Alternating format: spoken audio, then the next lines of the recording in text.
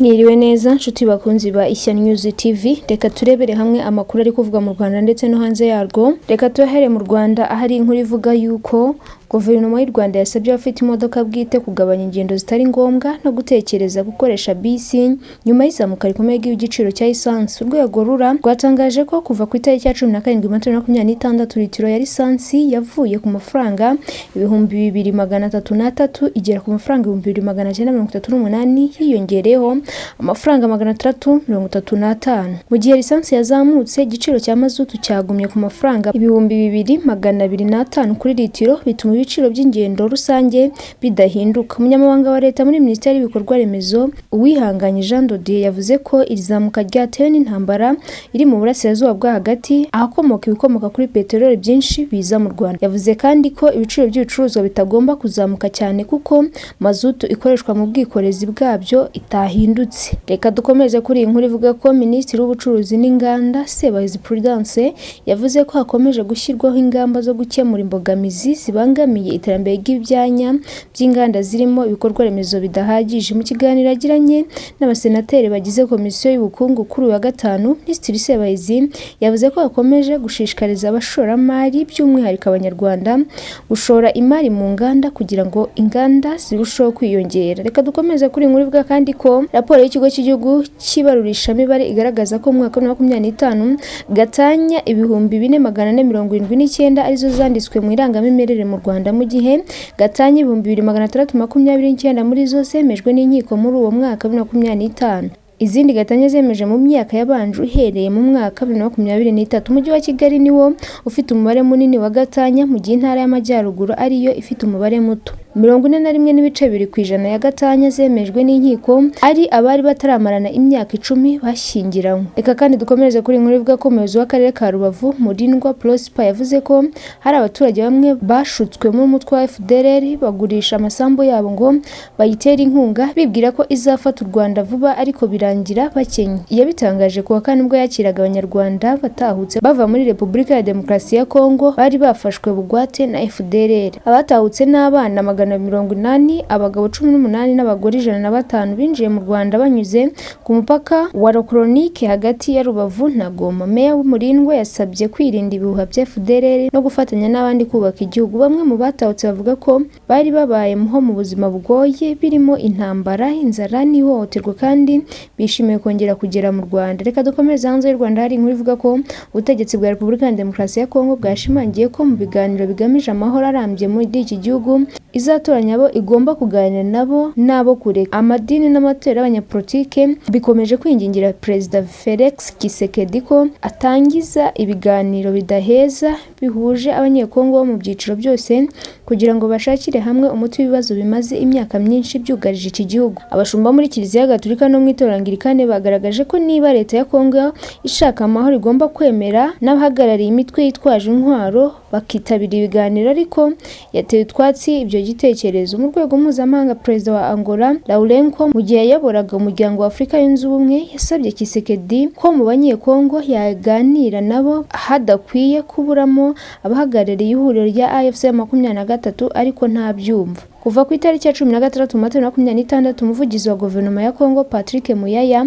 yatangaje ko Tshisekedi yemera ibiganiro bimuhuza n'abanyekongo bitandukanyijwe na Kagame, kandi ko ikimuraje inshinga ari ukwisubiza ubutaka ingabo za leta zambuwe. Muyaya yagaragaje ko abo muri AFC 23 n'abafatanyabikorwa babo bakoreye abanyekongo ibyaha, bityo bazabiryozwa mu rwego rwo kwirinda umuco wo kudahana.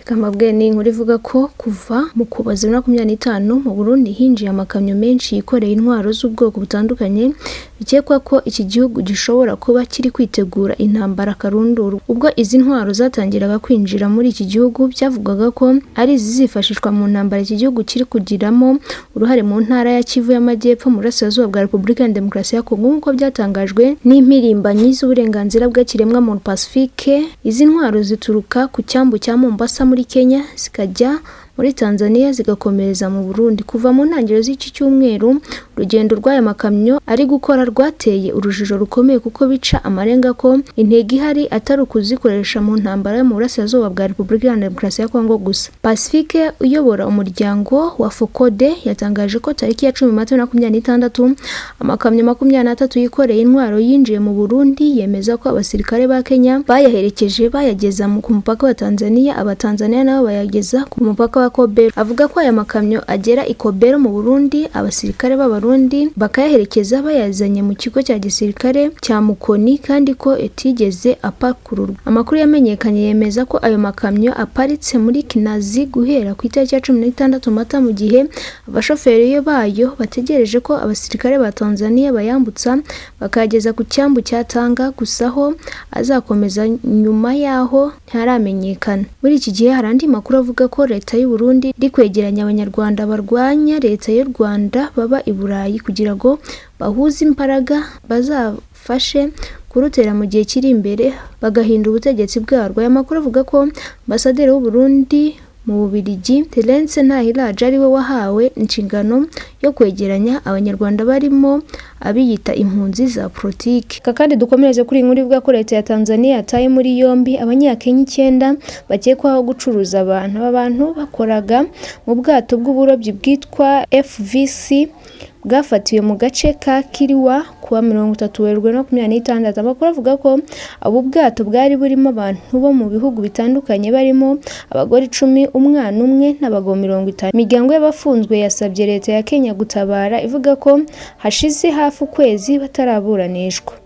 Ubuyobozi bwa Kenya bushinzwe ingendo zo mu mazi bwatangaje ko bari gukurikirana iki kibazo bufatanyije n'inzego za Tanzania. Kandi dukomeza kuri inkuru ivuga ko Burayi bufite ibyago byinshi byo kubura amavuta akoreshwa mu ndege ku buryo bishobora kudindiza ingendo zo mu mpeshyi kuva muri Kamena 2026. Umuyobozi w'ikigo mpuzamahanga gishinzwe ingufu yavuze ko uyu mugabane usigaranye amavuta y'indege yo gukoresha mu byumweru 6 gusa. Ikibazo cy'ibura ry'amavuta gishingiye ku makimbirane akomeje kubera mu burasirazuba bwa hagati, bibiri gutuma sosiyete z'indege zifata ibyemezo bikomeye kugira ngo zikomeze gukora. Urugero, sosiyete y'indege y'Abayahorandi ya KLM yatangaje ko hari ingendo 160 zahagaritswe kubera ibiciro by'amavuta y'indege biri kuzamuka cyane. Sosiyete ya EasyJet yatangaje ko yahombye miliyoni 25 z'amapaundi mu kwezi gushize gusa kubera amavuta ahenze. Kubera izo mpinduka, iyi sosiyete yiteze igihombo kinini imbere y'imisoro gishobora kugera kuri miliyoni 560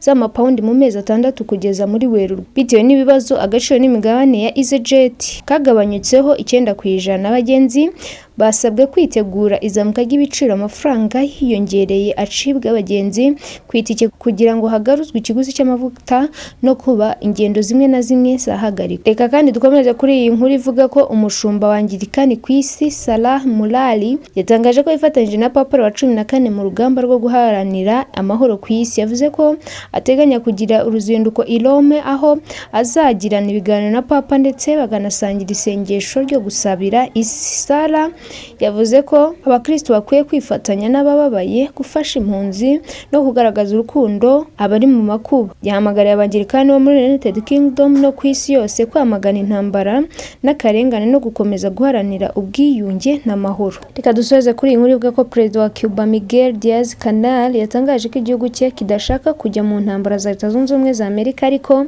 ko nigiterwa kizatsinda abanyamerika. Kuva ku itariki ya 16 Mata, Cuba yizije imyaka 65 imaze itsinda intambara ya Bay of Pigs ishojwemo n'impunzi zikomoka muri iki gihugu zari zishyigikiwe na Amerika, yari igamije gukuraho ubutegetsi bwa Fidel Castro. Perezida Miguel yitabiriye ibirori yambaye impuzankano y'igisirikare, abwira abaturage ko bagomba kwitegura guhangana n'ibyahungabanyiriza umutekano birimo n'igitero cya gisirikare. Perezida Miguel yatanze ubutumwa nyuma y'iminsi 3 Perezida Donald Trump wa Amerika atangaje ko ingabo zabo zihugiye mu ntambara zihanganyemo n'iza Iran, ariko ko nirangiza zizakurikizaho gutera Cuba. Trump yagaragaje ko ashaka guhindura ubutegetsi bwinshi butavuga rumwe nawe. Ingabo za Amerika zateye Iran nyuma ya Venezuela, aho zataye muri yombi Perezida Nicolas Maduro n'umugore we bashinjwa kugira uruhare mu bucuruzi bukomeye bw'ibiyobyabwenge. Nshuti bakunzi ba Ishye News TV, naho dusoreje amakuru twari twabateguriye. Ni amakuru tubashimira kuba mwakurikiye, mukomeze kugira ibihe byiza.